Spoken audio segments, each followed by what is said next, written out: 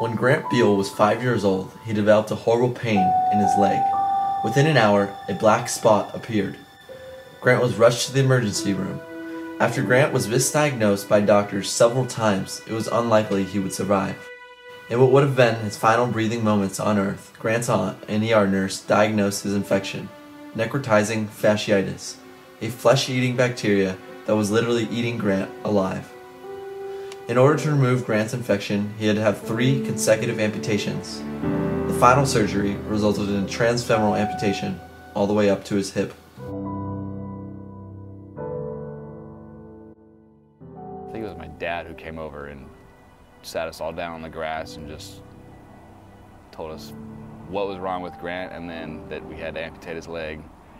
And we were all in disbelief, couldn't believe it. It was quite a moment you won't forget.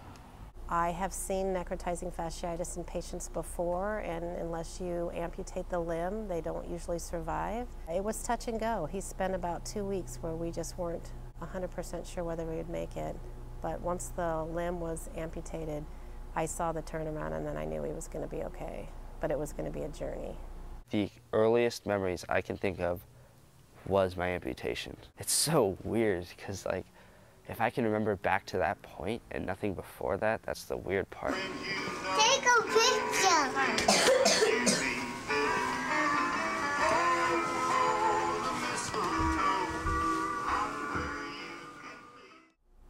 It was devastating, not only just to see Grant, but to see the whole family have to endure that. Grant was a trooper, waking up with a breathing tube in his mouth and IV pulls, and being so young and not being able to talk and not really understanding the situation was really hard. It was pretty easy to adapt after a while because it was the only thing I could do. It's not like I had choices to choose from. It was like, you're doing this, you figure out a way. If you're required to, you'll find a way pretty fast. I don't want to be that guy who just gets in the way of people, and so that's probably my biggest challenge every day, and probably will be for the rest of my life. I don't want to be a kid who can hardly carry his lunch tray or something and like has to like wobble over somewhere. It's just those small things, but it adds up, and I deal with it every day. Him coming to me one day and just saying, "Aunt Juju, I wish I had a real leg."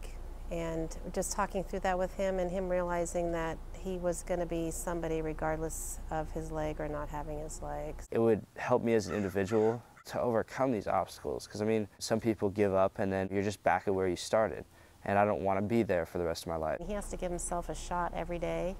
I think people forget about that, because when you look at him, other than his leg, he looks healthy.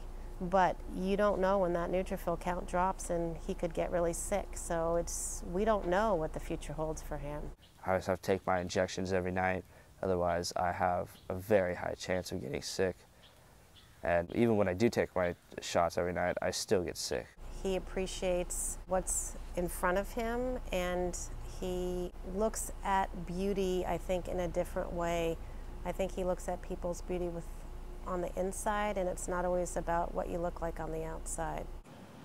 If people say, "Oh, Grant, the one-legged kid," but I don't want them to think of, "Oh, one-legged kid, that's Grant." I want them to know me personally rather than my appearance. I don't like having people who are serious and don't enjoy life, because some people take life for granted. And since I almost lost mine, and God knows it could happen again, I don't want to be constricted. What is your favorite thing to do, Grant? Play. Play? Yeah. Play what? Play a game. Kindergartners, you know, the 5-year-olds, they ask very straightforward questions, what's ever on their mind. And the first one, you know, where's your leg? What happened to your leg? And I realized right then, it's like, gosh, I need to arm Grant with a response. He needs to be able to say something. And so after a while, it just became a routine. If we were, you know, if we were camping, it was a bear. If we were out water skiing, it's like, hey, stay away from the motorboat propeller.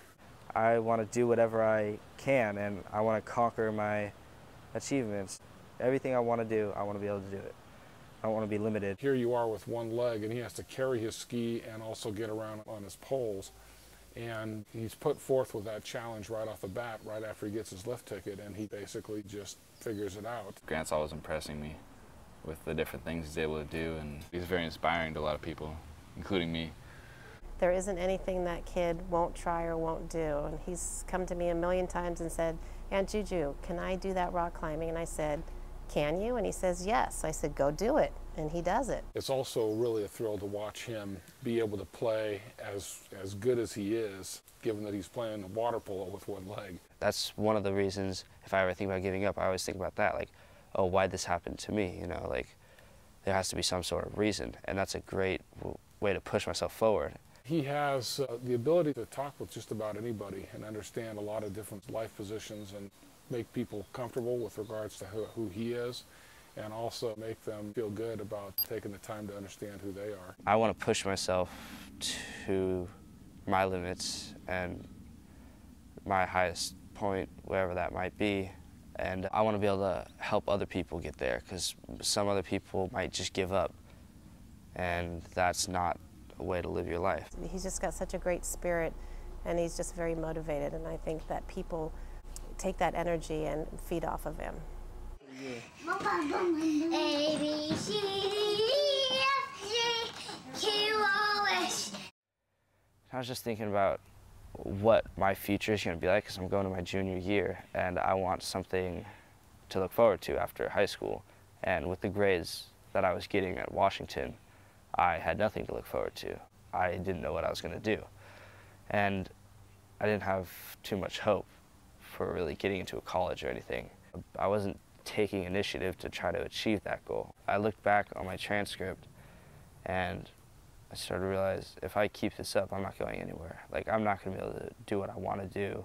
I always like to push myself, and I felt like I just wasn't doing enough academically where I was. And I was thinking, I needed to make a change in order to succeed, and that change was a move. He's talked with me about being a nurse, and I think that would be a great job for him. I think he would have the empathy for taking care of patients that you need as a nurse. I used to have this great nurse, and she used to bring me home-cooked meals, and I used to watch Scooby-Doo with her. I mean, Scooby-Doo is my favorite. Nurses are just the first, like, people that can go and really change things for you, and I'd want to be able to help someone the way that I was saved. In order for me to consider myself like a full athlete, I feel like I need to be able to run. I can't go to the park and play football. If I do, I'm the quarterback, and I stand there, and then I throw the ball, then I get my crutches and walk. I can't even remember having 2 legs. I don't know what it's like to run. You gonna go out there again? Yeah. All right, see ya. Go run out there. I know he can do it. He's got that drive to get things done, to improve himself, and to adapt and learn how to do it with one leg. I hope that he is able to realize the gift that he has. That gift comes in a variety of ways, but certainly his compassion and his good mind. I don't think that he realizes yet what he's capable of. I think it's pretty limitless. I think taking the kids down by the water on the beach right before we go to a really nice restaurant is a really bad idea. Let's not do it again. Okay. What are you guys doing? We have to do it again. Making a castle. Oh, no! I know emotionally it really damaged my family.